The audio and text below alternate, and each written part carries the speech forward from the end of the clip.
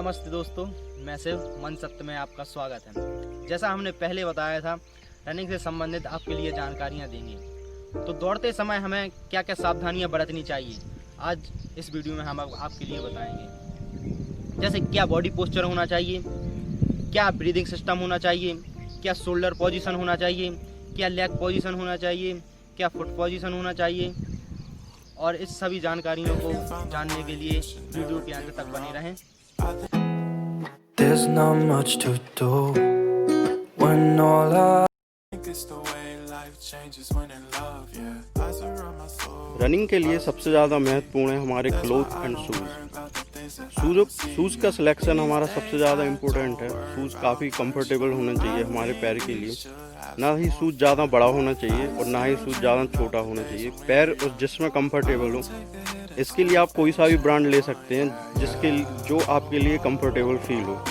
और कपड़ों के लिए आप में बहुत ही ज़्यादा कंफर्टेबल होना चाहिए, ना ही ज़्यादा वो लूज़ होना चाहिए, ना ही ज़्यादा टाइट होना चाहिए, जिसमें आप बहुत ज़्यादा कंफर्टेबल फील करें।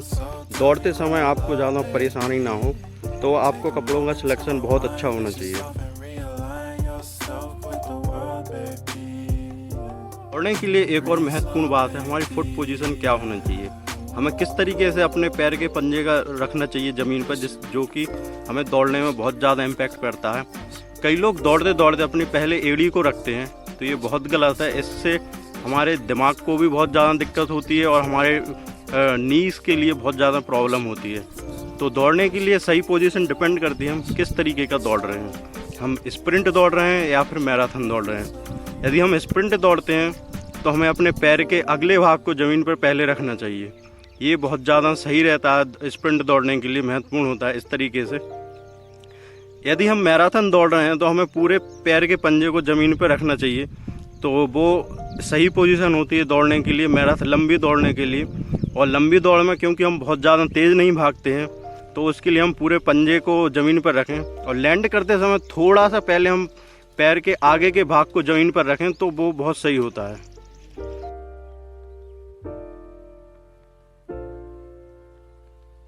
रनिंग के लिए सबसे ज़्यादा ज़रूरी है हमारा बॉडी पोस्चर। बॉडी पोस्चर किस तरीके का होना चाहिए आइए देखते हैं हम, और दौड़ने के लिए वो बहुत ज़्यादा लाभदायक है। दौड़ने के लिए हमारी अपर बॉडी सबसे ज़्यादा ज़रूरी होती है। तो अपर बॉडी की क्या पोजीशन होना चाहिए, पहले तो ये सबसे पहले हमें ये ध्यान रखना चाहिए कि बॉडी हमारी पीछे की तरफ बेंड ना हो। इस तरीके से कई लोग दौड़ते समय इस तरीके से बेंड कर लेते हैं, और ना ही बिल्कुल स्ट्रेट होना चाहिए, क्योंकि ये भी कई बार दौड़ते समय हमें नुकसानदायक होती है। बॉडी की पोजीशन हमारी होनी चाहिए इस तरीके से, थोड़ी सी आगे की तरफ झुकी होनी चाहिए। एक थोड़ा सा एंगल बनता है हमारी धरती से हमारी बॉडी का पूरा, जो कि सबसे ज़्यादा बेनिफिशियल होता है दौड़ने के लिए, बहुत ज़्यादा लाभदायक होता है।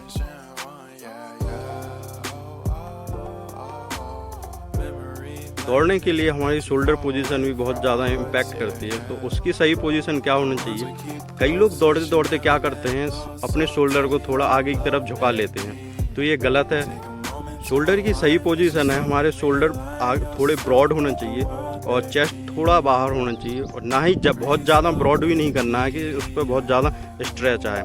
नॉर्मल होना चाहिए पोजीशन शोल्डर की। शोल्डर पोजीशन सही होने के कारण हमारे ऑक्सीजन लेवल बढ़ता है और वो बहुत ज़्यादा इम्पैक्ट करता है हमारे शरीर के लिए, क्योंकि जितनी ज़्यादा ऑक्सीजन हमारे शरीर में होगी वो बहुत सही होगी, क्योंकि दौड़ने के लिए ऑक्सीजन लेवल बहुत ज़्यादा ज़रूरी है। उसी ऑक्सीजन से ही ना ही हम थकते हैं, तो वो बहुत ज़्यादा इम्पैक्ट करती है। तो शोल्डर पोजीशन बहुत सही हो, वो बहुत ज़्यादा सही है।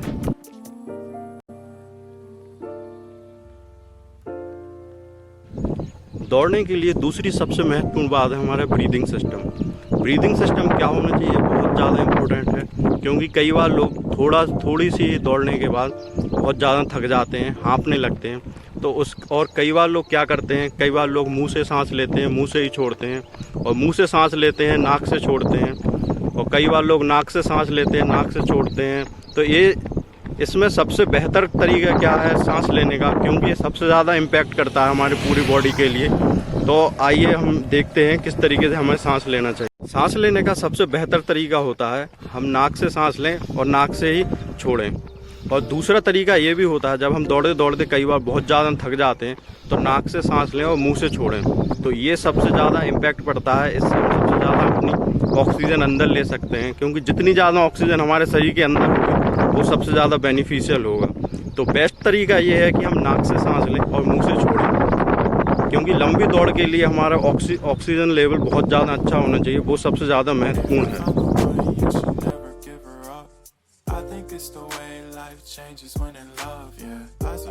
कई बार लोगों को ये डाउट होता है कि दौड़ने के लिए हमें ज़मीन पर दौड़ना चाहिए या फिर रोड पर दौड़ना चाहिए। और सबसे बेस्ट तरीका तो ज़मीन पर दौड़ना होता है। और यदि हम रोड पर दौड़ना चाहते हैं तो हमारे शूज़ क्वालिटी बहुत ज़्यादा अच्छे होने चाहिए, क्योंकि इसका सीधा संबंध हमारे घुटनों से होता है, तो घुटनों पर इम्पैक्ट पड़ता है। यदि हम ज़मीन पर दौड़ते हैं तो वो बहुत ज़्यादा सही होता है।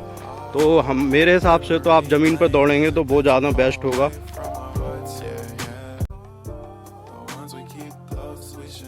दोस्तों, जैसा आपने देखा दौड़ते समय हमें क्या क्या सावधानियां बरतनी चाहिए, तो हमें दौड़ते समय इन सभी सावधानियों को ध्यान में रखते हुए दौड़ना चाहिए। और मेरा वीडियो अगर आपको पसंद आया हो तो ज़्यादा से ज़्यादा शेयर करें।